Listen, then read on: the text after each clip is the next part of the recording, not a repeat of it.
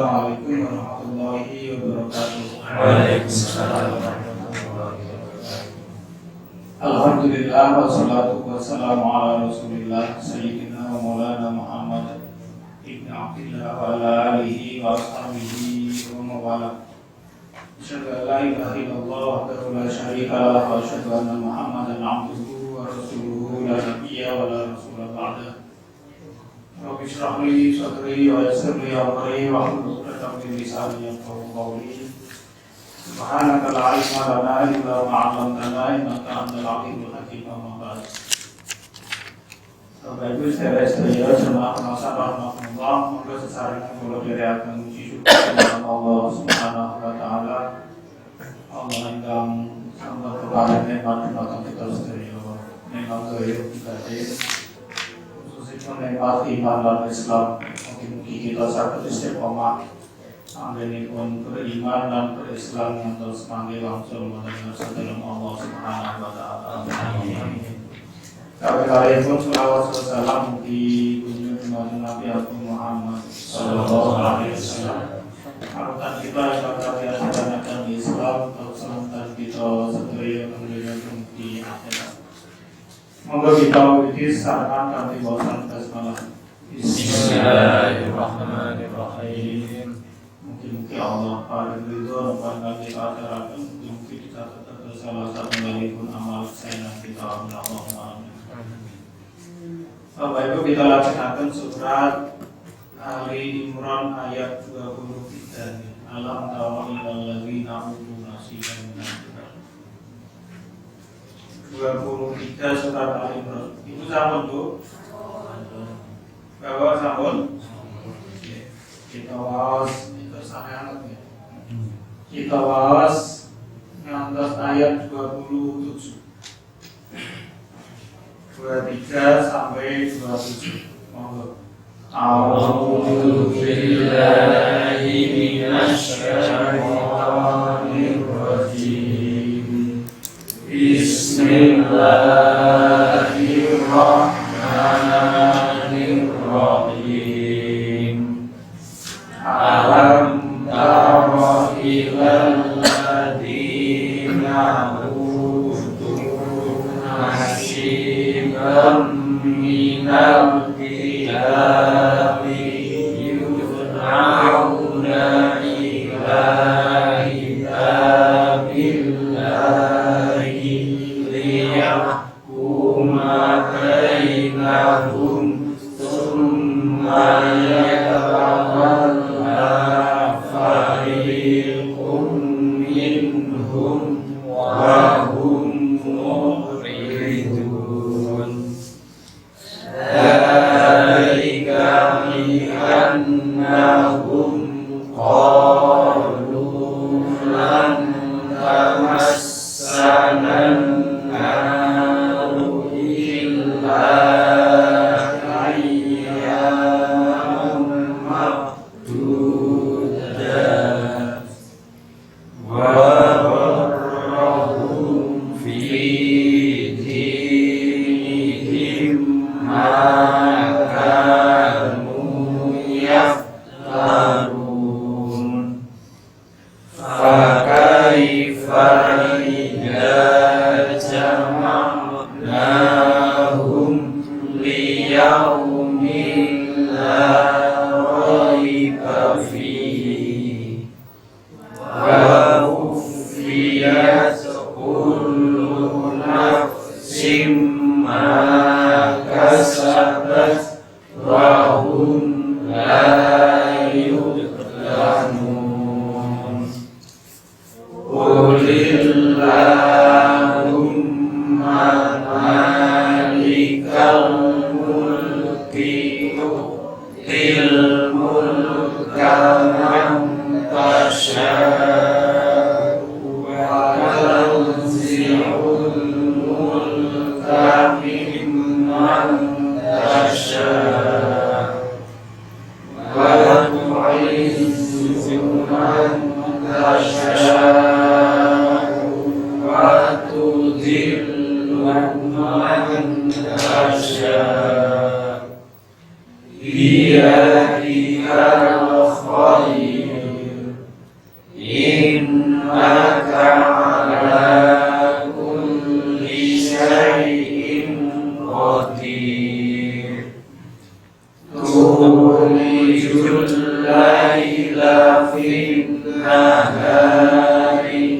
وتولج النهار في الليل وتخرج الحي من الميت وتخرج الميت من الحي وترزق من تشاء بغير حساب.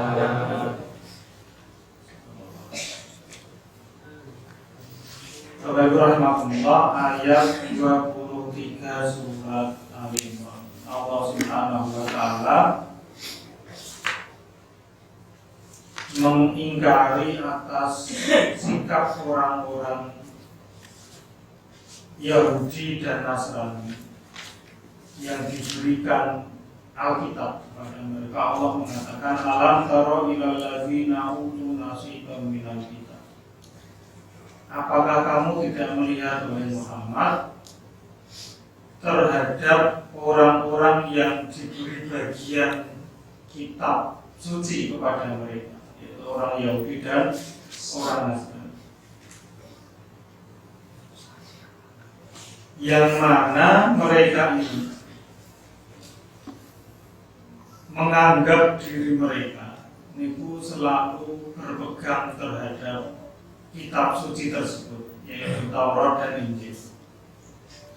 Tetapi ketika yud'auna ila kitabillah, ketika mereka ini diajak, diseru untuk berhukum sesuai dengan apa yang ada di dalam kitab suci mereka,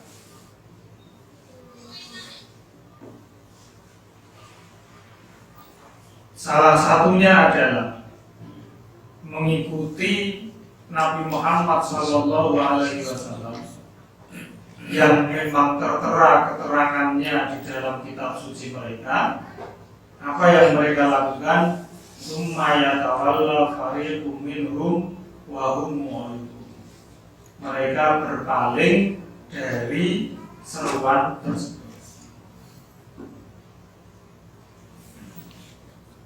Ini merupakan bentuk penentangan yang paling nyata. Kenapa? Karena mereka diberi kitab, mereka mengaku diri sebagai orang yang berpegang teguh terhadap kitab. Lalu kemudian Allah kasarannya begini, oke, kalau kamu memang benar-benar berpegang kepada kitab itu loh, di dalam Taurat dan Injil itu ada keterangan bahwa nanti akan diutus Nabi akhir zaman yang namanya Muhammad, yang kamu diperintahkan untuk mengikutinya. Kalau memang mereka benar-benar berpegang terhadap kitab suci mereka seperti yang mereka klaim, yang mereka nyatakan, ya mestinya mereka mengimani. Tetapi nyatanya ya tawalla fariqum minhum, sebagian kelompok dari mereka itu berbalik dan tidak mau mengikuti apa yang diserukan di dalam kitab suci mereka. Sehingga ini bukti telak bagi orang-orang Yahudi dan orang-orang Nasrani yang mengaku diri berpegang teguh terhadap kitab suci mereka, bukti bahwa pengakuan mereka itu bohong.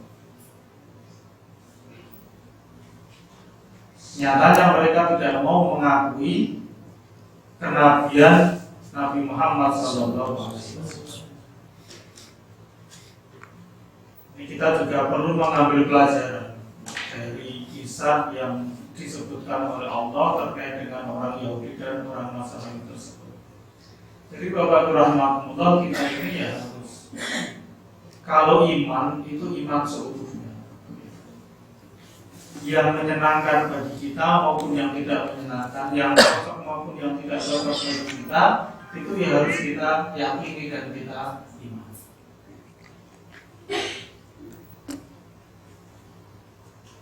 Maka di dalam surat Al-Baqarah itu Allah juga mencela mereka untuk minum nabi ba'dil kitabi wa takfuruna bi ba'd.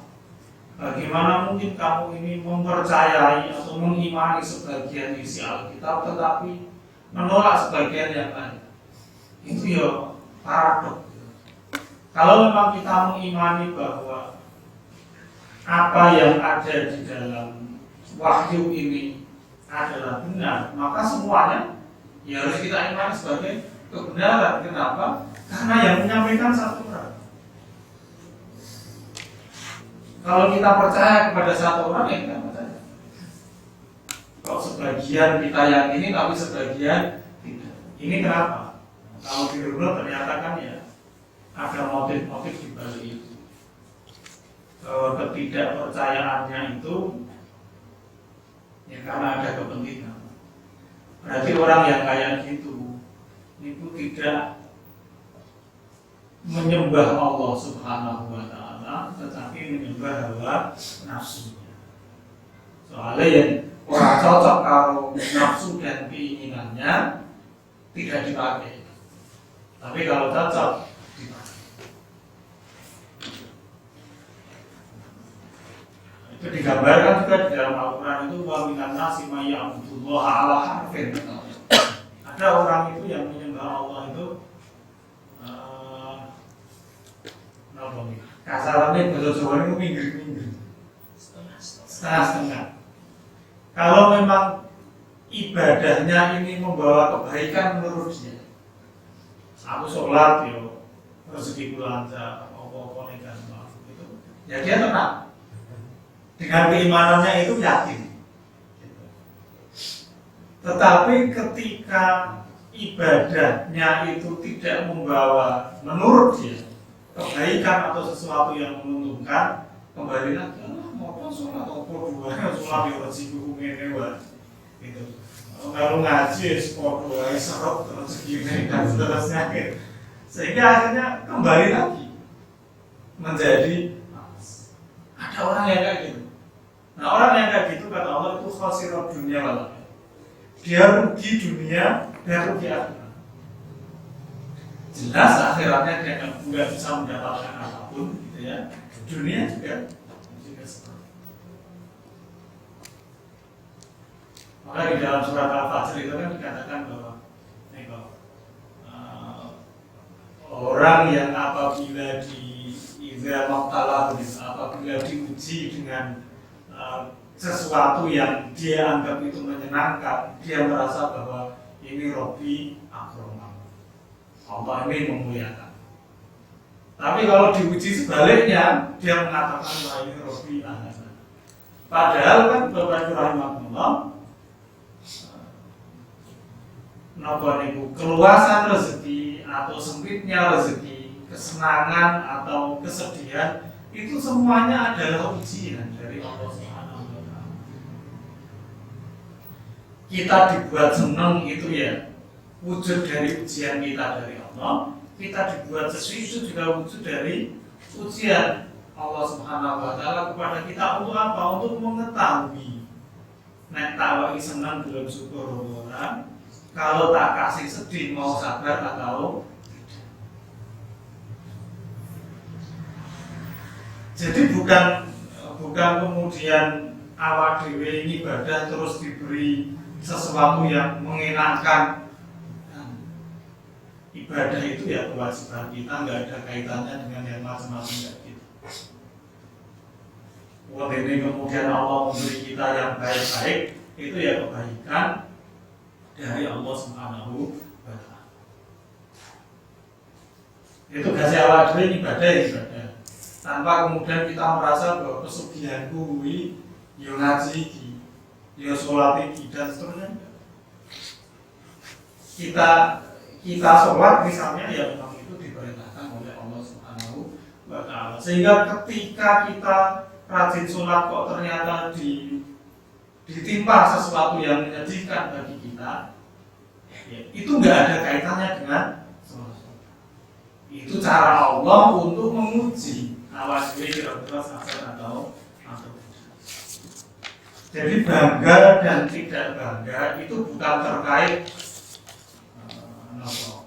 sedih atau bahagianya kita, atau beruntung atau tidaknya kita secara ekonomi. Karena itu ujiannya, bukan hasilnya.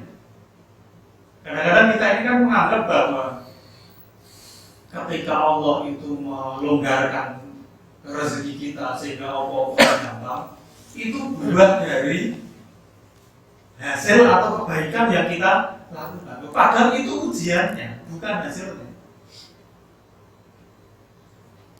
Kita baru diuji dengan itu. Materi ujiannya itu adalah bagaimana sikapmu ketika diberi sesuatu yang menyenangkan. Itu materi ujian, bukan hasil dari sesuatu. Ujian Allah Subhanahu wa Ta'ala itu bukan hasil. Nah, kita kan kadang bagi sebagian yang tidak menyadari bahwa itu ujian, ngambil itu hasil, sehingga kelonggaran seperti itu lalu dibanggakan. Padahal itu ujian yang harus dijawab dengan kesyukuran, bukan kesombongan dan kebanggaan. Termasuk juga ketika Allah menimpakan rasa sedih, materi ujiannya itu sedihnya itu bukan hasil akhirnya, tapi itu ujiannya awal. Kita harus bisa menjawab bagaimana ketika Allah memberi sesuatu yang menyedihkan bagi kita, jawabannya sabar. Itu yang harus kita jawab. Ketika kita bisa menjawab syukur atau sabar, maka nanti hasilnya akan baik bagi kita. Dan sehingga ya kata Rasulullah ya azaban li amril mu'min, sangat mengagumkan kondisi orang yang beriman itu, dan itu hanya dimiliki oleh orang yang beriman saja. Kenapa kok mengagumkannya? Karena ketika dia diuji kebaikan atau kenikmatan sesuatu yang menyenangkan dari Allah Subhanahu wa Ta'ala, lalu kemudian dia bersyukur, syukurnya itu ya kebaikan bagi dia. Demikian halnya ketika dia diuji sesuatu yang tidak menyenangkan, lalu dia bersabar atas hal itu, kesabaran atas sesuatu yang tidak menyenangkan itu juga mendatangkan kebaikan. Jadi awak dhewe untung rugi asal kita bisa menyikapinya dengan baik. Jawabannya guru itu tahu, sudah dikasih bocoran sama Allah. Kowe nek diuji sing ora penak, jawabannya sampai. Atau enggak gampang tapi bocorane dikasih tahu. Kok usah muni-muni tekan gitu. Mau ngomong sabar. Ketika diberi yang enak-enak kita bilang syukur. Atau enggak jawabannya kunci jawabannya. Jadi ya sudah, ketika kita sudah tahu kunci jawaban yang benar kayak gitu, saat diberi ujian yang tidak mengenakan, ora usah muni-muni, ora usah bersyukur, ora usah jawabannya sabar. Ya, meskipun ini ketika diteorikan mudah, dipraktekkan ya. Kenapa kok seperti itu? Ya keimanan kita belum. Ketika kita ditimpa musibah perlu diilingi sing sabar. Jawabannya awak dhewe sabar. Nah, itu karena ya kita belum meyakini seyakin-yakinnya bahwa ini cuma sekedar ujian dari Allah. Nek iso tak jawab sabar, wah aku lulus ujian. Nek tak jawab sing macam-macam, ya ora lulus. Lo jawabannya wis dengan sabar dijawab ngomong seperti itu. Ya nggak lulus, gimana bisa? Sebenarnya kayak gitu. Nah, awak ini maka dikatakan, Ibnu Qayyim itu mengatakan bahwa syukur dan sabar itu dua sayap kehidupan bagi orang yang beriman. Awak ini bisa menjalani kehidupan, kalau diibaratkan burung ya, bisa menjalani kehidupan sehari-harinya itu dengan seimbang. Itu apabila sayap sabar dan sayap syukur itu ya seimbang. Ya mengepak bareng. Kalau yang salah satu ini pun nggak jalan, itu rasa terbang. Ketika kita nggak bisa syukur sebanyak apapun nikmat, ya rasanya saya kurang. Atau ketika nggak bisa bersikap baik atas nikmat yang baik itu, ya akhirnya sombong. Kesombongan itu juga menyebabkan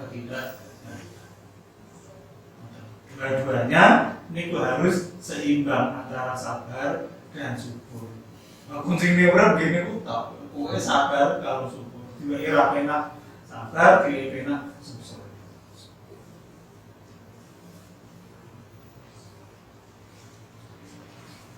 Ya, lalu kemudian Bapak rahimahullah, kenapa orang-orang Yahudi, orang-orang Nasrani itu kok berani menentang atau melanggar apa yang ada di dalam kitab suci mereka?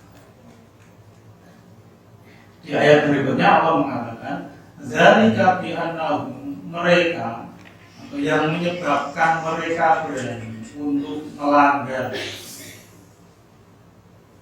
sesuatu yang benar yang ada di dalam kitab suci mereka, itu karena bi annahum qalu, mereka mengatakan, tentu ini hanya sekedar perkataan mereka saja yang tidak benar.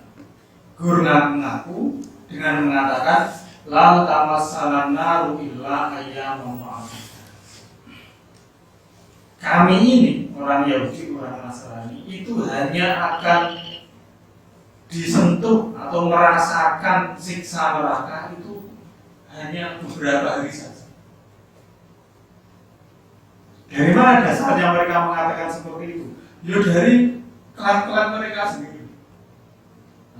Klaim sepihak saja. Mereka itu sebagaimana di surat Al-Baqarah dikatakan bahwa orang-orang Yahudi, orang-orang Nasrani itu mengatakan bahwa umur dunia ini itu hanya 7.000 tahun. Dan orang Yahudi, orang Nasrani mengatakan demikian. Umur dunia ini itu 7.000 tahun. Nanti di akhirat, keyakinan orang Yahudi, setiap 1.000 tahun dunia mereka hanya akan disiksa 1 hari saja. Jadi 1.000 tahun dunia itu ketidakbaikan yang mereka lakukan selama 1.000 tahun, nanti di akhirat itu mereka hanya akan disiksa selama 1 hari. Kalau umur dunia itu 7.000 tahun, sementara setiap 1.000 mereka hanya disiksa atau mendapatkan api neraka, disiksa di neraka itu selama 1 hari, maka mereka hanya disiksa selama 7 hari. Itu yang mereka katakan bahwa kami hanya akan merasakan neraka pada hitungan hari saja, yaitu 7 hari toh.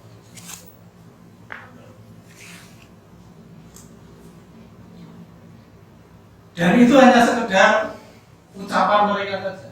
Maka dulu di surat Al-Baqarah Allah memerintahkan kepada Nabi Muhammad ketika mereka mengatakan wa qalu lan tamassana nar illa ayyaman ma'dudah, Allah mengatakan kul lan tamassana nar illa ayyaman qul atahattum indallahi ahdan fala yukhifallahu ahdahu am taquluna 'alallahi ma la ta'lamun. Katakan Muhammad, apakah memang itu janji yang diberikan Allah kepada kalian? Yang mana ketika Allah itu berjanji pasti Allah akan memenuhi janjinya tersebut, atau kalian hanya ngomong di amtaquluna 'alallahi ma la ta'lamun? Apa kamu mengucapkan atau mengatakan sesuatu mengatasnamakan Allah padahal kamu hakikatnya tidak mengetahui? Nyatanya kan mereka hanya ngaku-ngaku saja, gawe-gawe saja. Maka di sini dikatakan wa gharrahum fi dinihim maka kanu yaftarun. Yang membuat mereka ini tetap kukuh, tetap kokoh dalam kebohongannya itu, ya sesuatu yang mereka buat-buat itu. Jadi mereka mengklaim demikian lalu meyakini sendiri klaim mereka. Jadi berngaku-ngaku lalu kemudian meyakini apa yang mereka aku-akukan tersebut padahal itu tidak benar. Betapa rapuhnya keyakinan yang dibangun oleh orang-orang Yahudi dan Nasrani. Jadi gawe-gawe dewe, sesuatu yang digawe-gawe itu diyakini seyakin-yakinnya. Padahal mereka sebenarnya ya ngerti bahwa itu rekaan mereka sendiri. Ngono diyakini. Dan menanggalkan kitab suci yang jelas-jelas itu firman yang ini pula kapan? Maka kemudian Allah mengatakan di ayat berikutnya, fakaifa idza jama'nahum liyaumil la raiba. Kira-kira gitu. Kira-kira piye kondisinya mereka ya? Kata Allah. Apabila nanti mereka dikumpulkan, kami kumpulkan mereka pada hari yang tidak ada keraguan di dalamnya, pasti akan terjadi, yaitu hari kiamat. Wong sing ngaku-ngaku kuwi kira-kira sampai pas kiamat tak kumpulke. Karena mau tidak mau ya kita akan dikumpulkan oleh Allah, gitu guys. Tak kumpulkan. Lalu wa'ufiyat kullu nafsin ma kasabat. Kemudian setiap jiwa akan aku balas sesuai dengan apa yang mereka lakukan ketika di dunia. Kira-kira kondisi dan keadaan mereka kayak gimana? Membangun keyakinannya di bawah kedustaan, lalu dikumpulkan oleh Allah Subhanahu wa Ta'ala, dibuka kedustaannya itu, padahal ya itu yang selama ini mereka yakini. Terus bagaimana nasib mereka? Nah, tadi ini orang usah dijawab, kita sudah bisa nyandai diri. Maka Allah tidak menjawab. Sementara bahwa la yuzlamuna, sementara mereka tidak terzalimi, tidak dizalimi oleh Allah Subhanahu wa Ta'ala, yang melakukan perbuatan zalim yang mereka sendiri.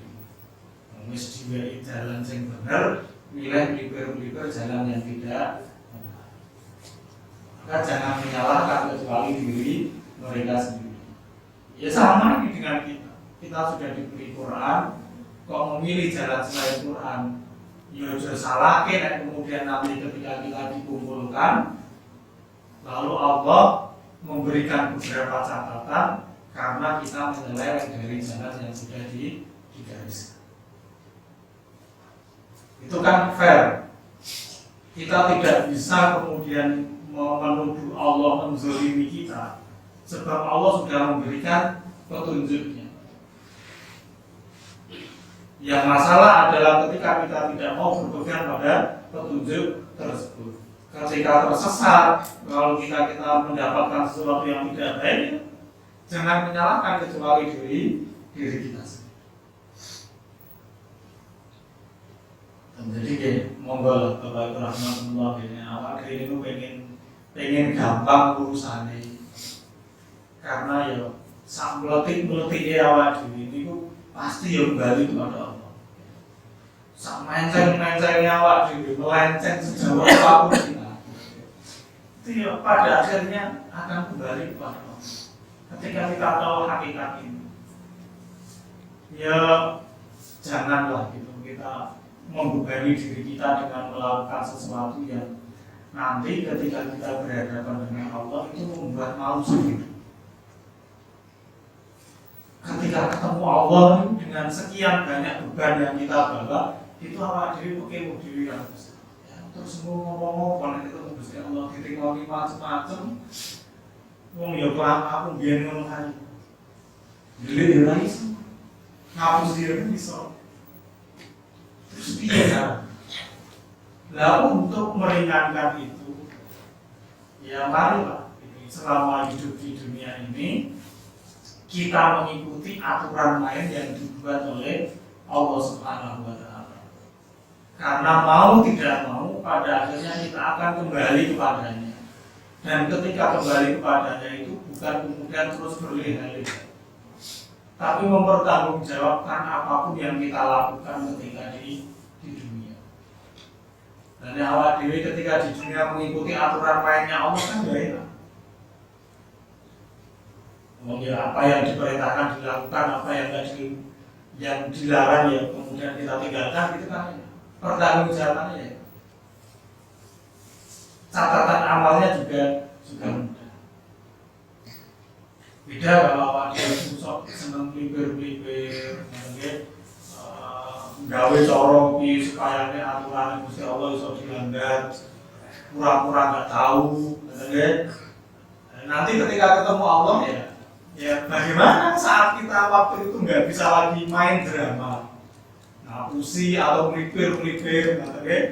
Wong Allah itu ya maha tahu segala. Isi hati kita juga mengetahui, kira-kira terus dia.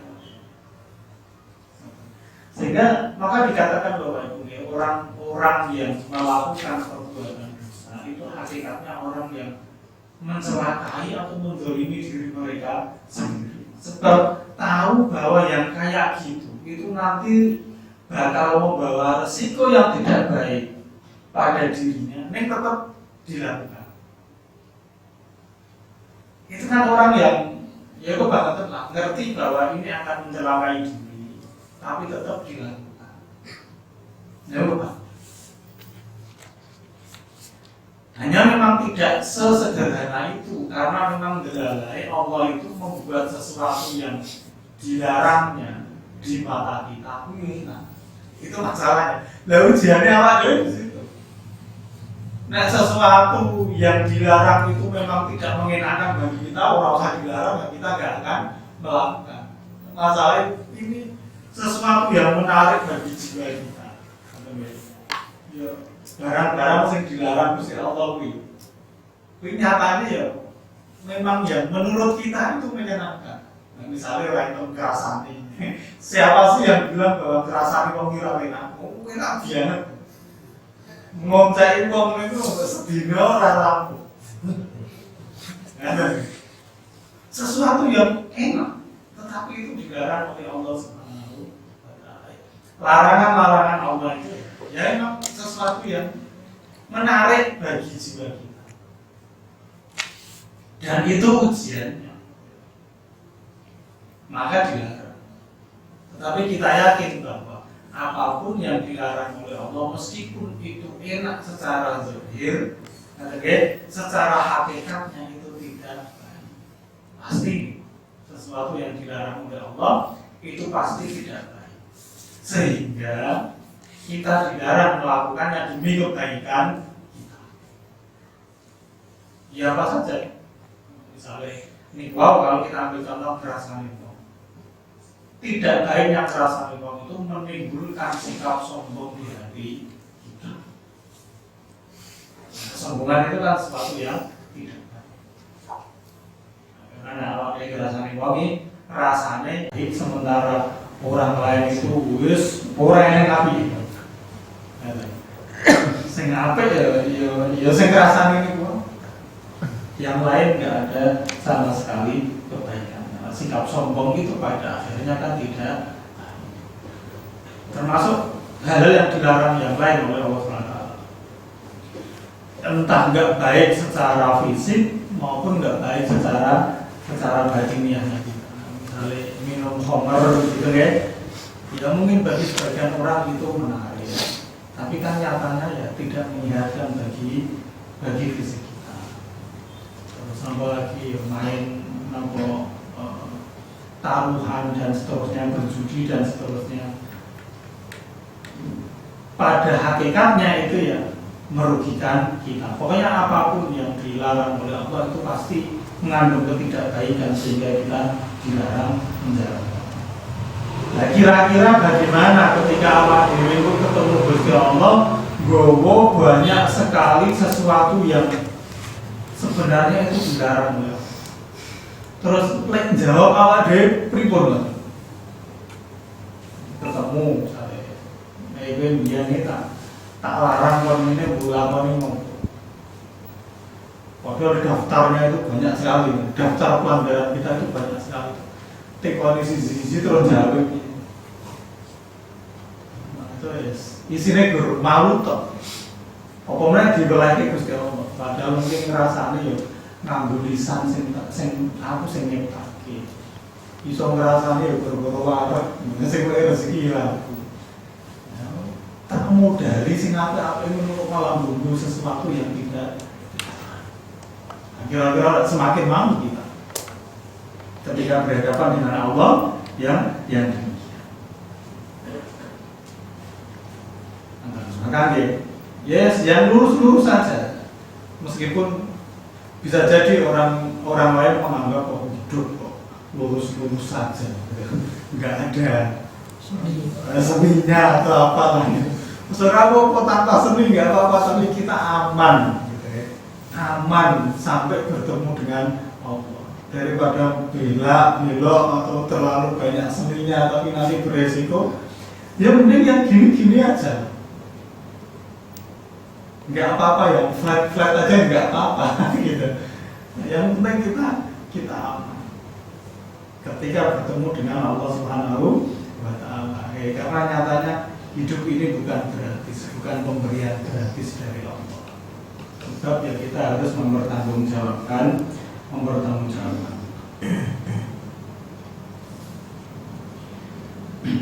Dan itu ya, hasil akhir yang akan diterima oleh orang-orang Yahudi, orang-orang Nasrani ketika mereka ternyata kok selama hidup di dunia melakukan berbagai kebohongan, maka saat nanti Allah membalas setiap amal berdasarkan apa yang diperbuat oleh setiap orang, maka mereka akan mendapatkan ketidakbaikan.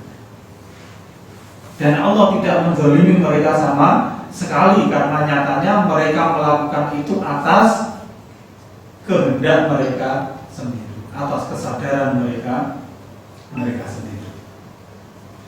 Dan lalu kemudian dari awal sudah kita sampaikan bahwa kenapa orang Yahudi, orang Nasrani itu nggak mau mengakui kenabian Nabi Muhammad. Bukannya mereka nggak percaya bahwa Muhammad itu Nabi akhir zaman. Mereka yakin, mereka tahu karena ada di dalam kitab suci mereka. Apa yang menyebabkan mereka nggak mau mengakui?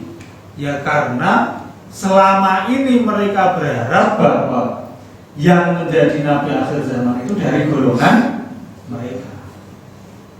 Kudune wong Bani Israel, orang wong Arab. Lah iya Gusti Allah mengutus Nabi akhir zaman dari keturunan Ismail, bukan dari keturunan Ishak.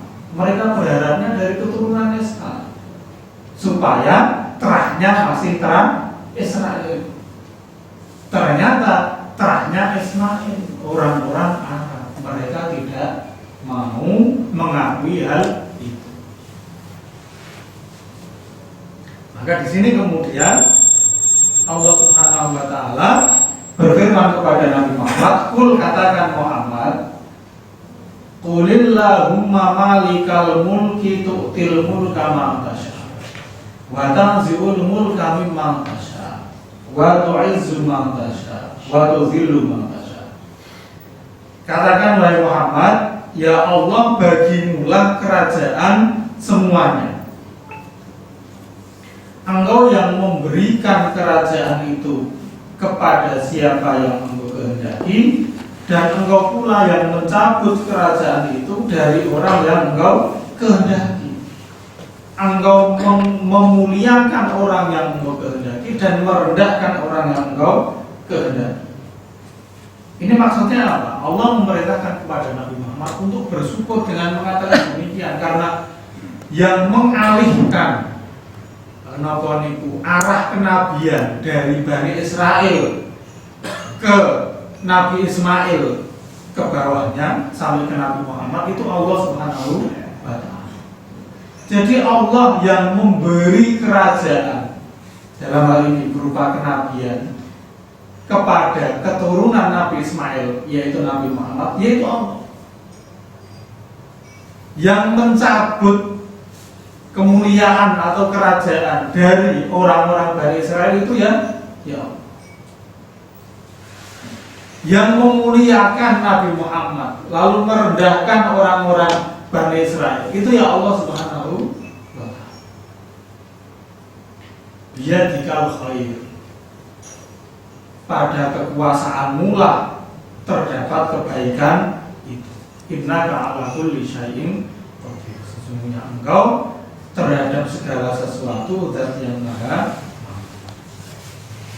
Ini yang perlu kita perlu kita pegang.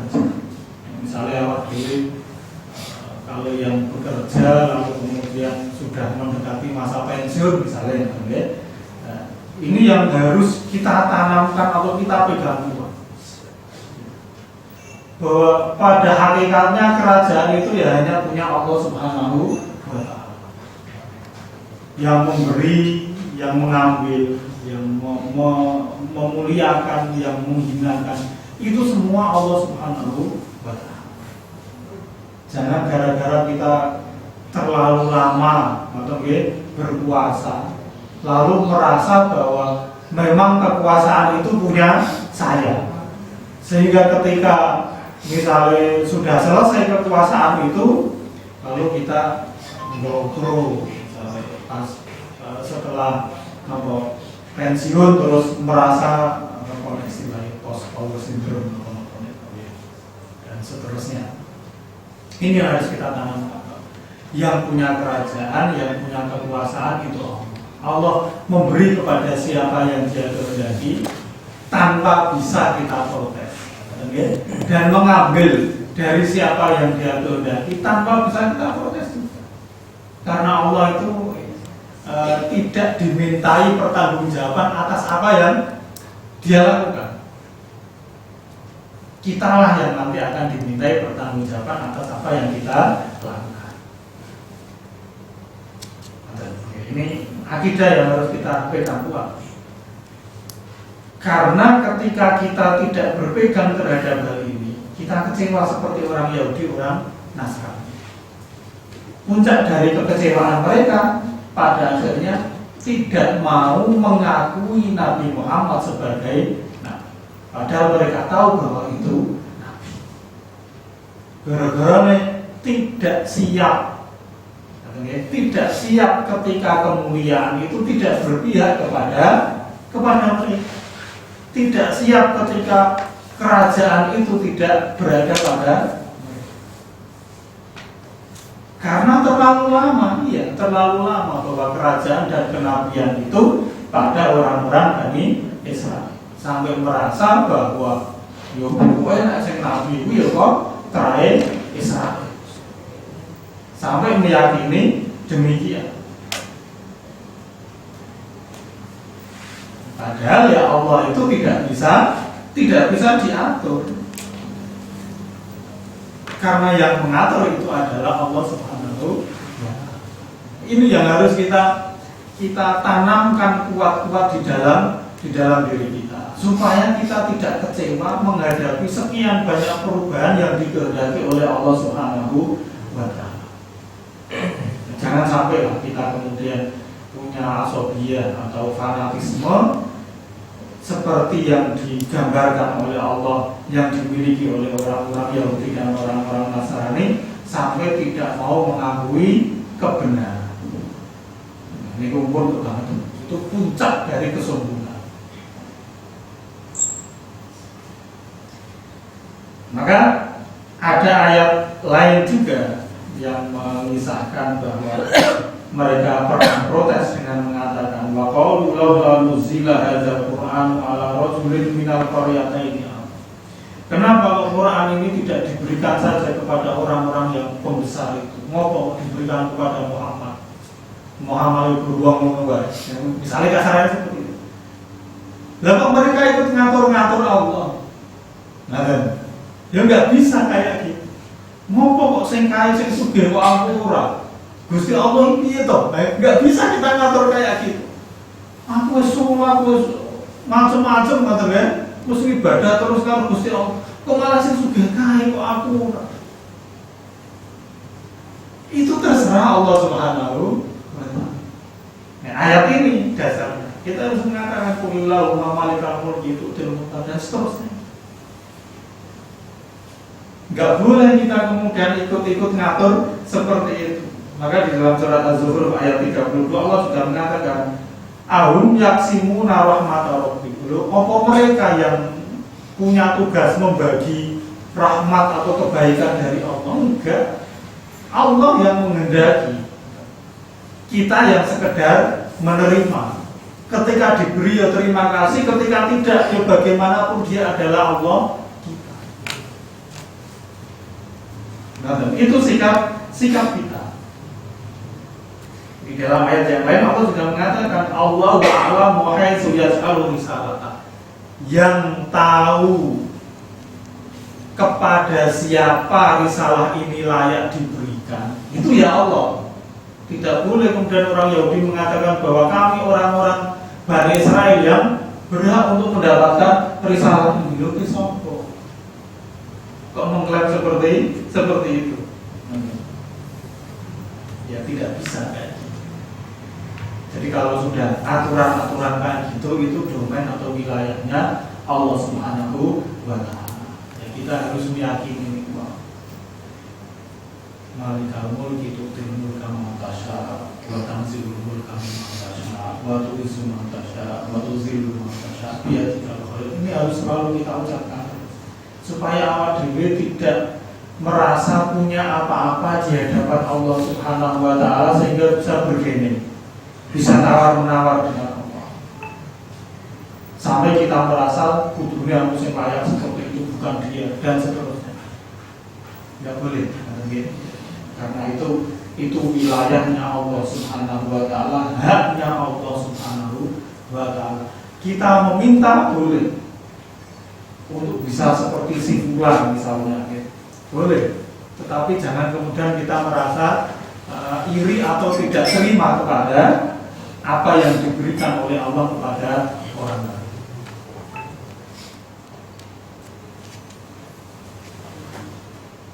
Nah, sekali lagi ini akidah yang harus kita tanamkan kuat-kuat di dalam diri kita supaya kita menghadapi kehidupan ini itu dengan nyaman. Nyamannya ya dengan sabar, dengan syukur. Kalau dalam bahasa hadisnya yang lain, ya ketika kita mendapat yang menurut kita baik, ya kita mengatakan alhamdulillahillazi bi ni'matihi tatimmu shalihat. Segala puji bagi Allah yang dengan nikmatnya semua kebaikan ini bisa sempurna. Kalau kita tidak mendapati sesuatu yang menurut kita menyenangkan, atau kita mengalami sesuatu yang menurut kita tidak menyenangkan, ya kita tetap mengucapkan alhamdulillah ala kulli hal. Segala puji bagi Allah dalam kondisi sabar, syukur ya Pak Dewi, ya. Karena dalam kondisi apapun Allah lah satu-satunya yang berhak kita puji, yang berhak mendapat pujian. Lalu kemudian Allah mengatakan sini, tulijul laila fin nahari wa tulijun nahara fil lail. Allah juga yang memasukkan malam ke dalam siang dan memasukkan siang ke dalam malam. Jadi di pas-paske sehingga kemudian terjadi musim, ada musim hujan, ada musim panas, ada musim semi dan seterusnya. Itu ya karena pergantian siang dan malam. Allah juga di sini menunjukkan kekuasaannya. Wa tukhrijul hayya minal mayyiti wa tukhrijul mayyita minal hayy. Allah yang mengeluarkan sesuatu yang hidup dari yang asalnya mati dan mengeluarkan sesuatu yang mati dari asalnya yang hidup. Misalnya ini, Allah mengeluarkan tumbuhan dari biji. Biji itu mati, benda mati. Dari benda mati berupa biji itu muncul tumbuh-tumbuhan yang hidup. Lalu kemudian dari tumbuh-tumbuhan yang hidup itu Allah mengeluarkan sesuatu yang mati berupa biji itu. Misalnya itu ada lagi di sini dicontohkan, misalnya Allah mengeluarkan nopo niku telur, sesuatu yang mati, katanya menjadi ayam, sesuatu yang hidup. Lalu dari sesuatu yang hidup itu ayam itu mengeluarkan telur. Itu orang masalah asap mana yang lebih duluan, telur atau ayam ini. Tapi ini Allah mengeluarkan yang hidup dari yang mati dari yang menondok kok iso dadi titik kok iso ngetokke ya, seperti itu cara Allah mengeluarkan yang hidup dari yang mati dari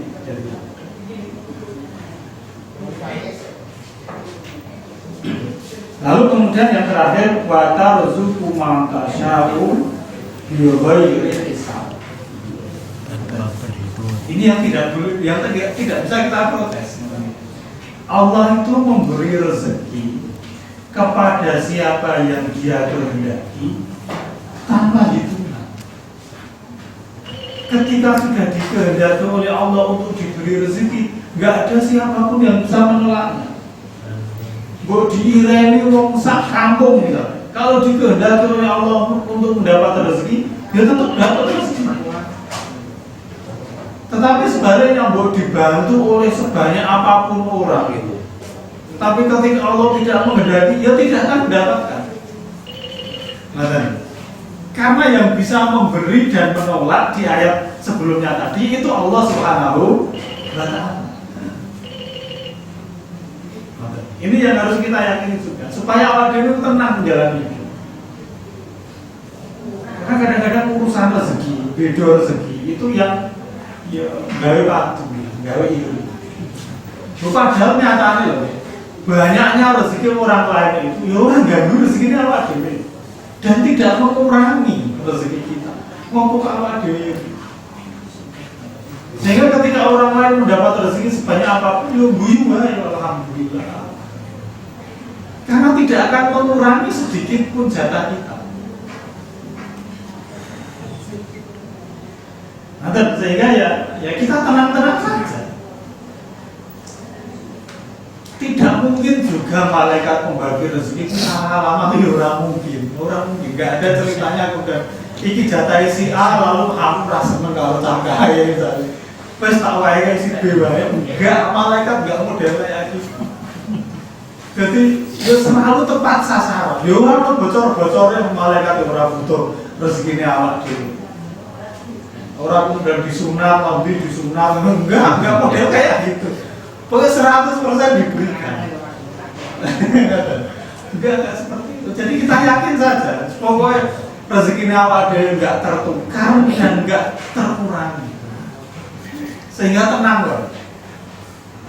Itu harus kita yakini seyakin-yakin. Nah, ketika kita sudah mengimani yang kayak gitu, urip ya tenang. Orang perlu mencari rezeki itu terus menginjak orang lain, menyakiti yang tidak.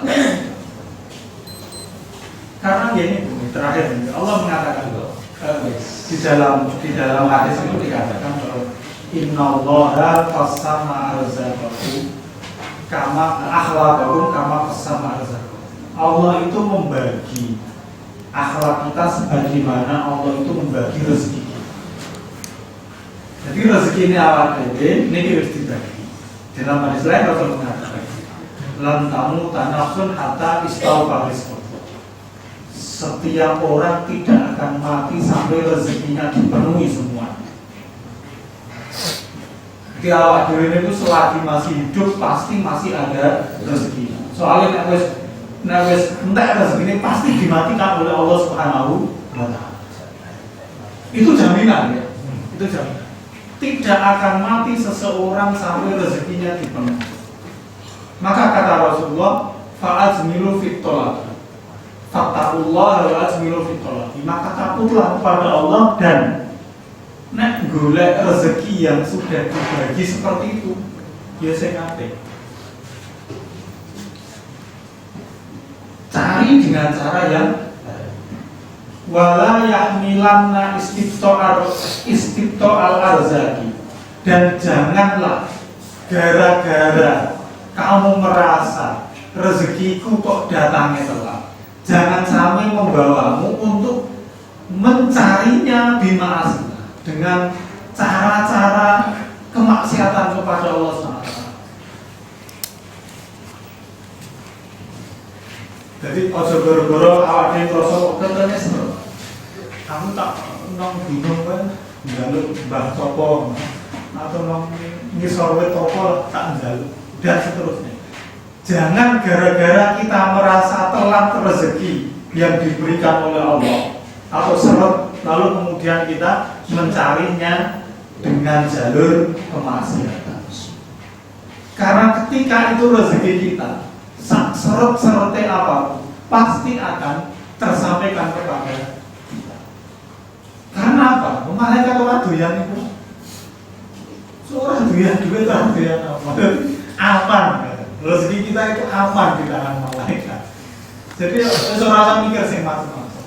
Orang usah kudu mulai macam-macam itu lagi orang yang beriman. Karena yakin rezeki kita tidak akan terbatas. Ya, insya Allah kan, Bapak Rahmatullah. Pokoknya bekerja semaksimal mungkin, lalu kemudian kita berikhtiar. Ini pakai ayat-ayat berikutnya itu, ini ayat yang luar biasa nih ketika kisah Sayyidah Maryam itu nanti akan semakin menguatkan keyakinan kita akan rezeki itu. Jadi pokoknya awak itu bekerja semaksimal mungkin, kita serahkan hasilnya kepada Allah Subhanahu wa Ta'ala. Rezeki wis diatur, sudah ada yang selalu siap untuk membaginya. Maka yang penting kita menunjukkan usaha. Ketika kita sudah menunjukkan usaha yang maksimal, maka Allah dengan caranya akan memberi kepada kita. Kita yakin. Insya Allah dan Bapak. Jadi intinya dari ayat-ayat yang kita baca ini tadi, satu bahwa kita harus selalu berpegang kepada kitab sucinya Allah. Setidak enak apapun aturan yang ada di dalam Al-Quran, kita harus meyakininya dan menjalannya. Jangan seperti orang Yahudi, orang Nasrani yang gara-gara merasa tidak cocok dengan apa yang tersampaikan oleh Allah lalu kemudian membuat aturan sendiri. Yang kedua, kita harus meyakini bahwa kemuliaan dan kehinaan, kebaikan, keberuntungan dan ketidakberuntungan itu semuanya ujian dari Allah Subhanahu wa Ta'ala. Jawabannya bersabar kamu semua. Untuk menguatkan itu, ayat 26 itu harus selalu kita baca.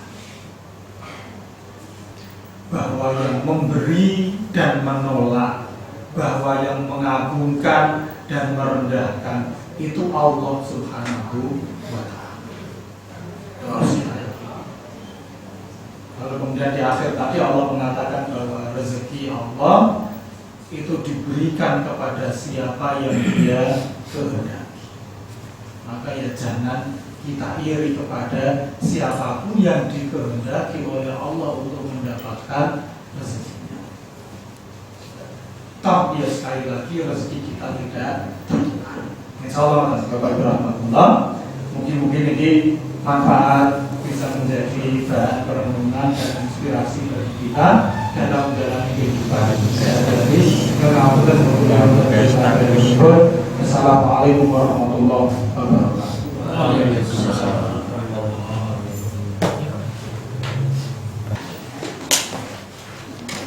Ibu Bapak sama rahmatullah mengatakan kalau kajian kita mengenai beberapa ayat sampun disimbolkan masalah kalau ini monggo ini kembali kepada kita tingkat ilmu ada pemahaman gitu. Sampai kalau syukur itu diucapkan nanti kayak pasti saya neplok nanti kayak tapi salah ini nanti kok sabar itu ukurannya batas deh. Tapi dengan adanya pemahamannya dan kita semakin ngaji terutama ilmu itu artinya kita itu tahu harus bagaimana. Mudah-mudahan kita bisa ambil ibrah yang baik dari setiap nafas ilmu yang kita itu. Mengatakan Rahmatullah untuk bisa menampai. Semoga sama kajian kita waktu ini kita bisa saling dari kepada bisnis. Subhanallah wa bihamdihi asyhadu an la ilaha illa anta astaghfiruka wa atubu ilaik. Alhamdulillahirabbil alamin. Assalamualaikum warahmatullahi wabarakatuh. Waalaikumsalam.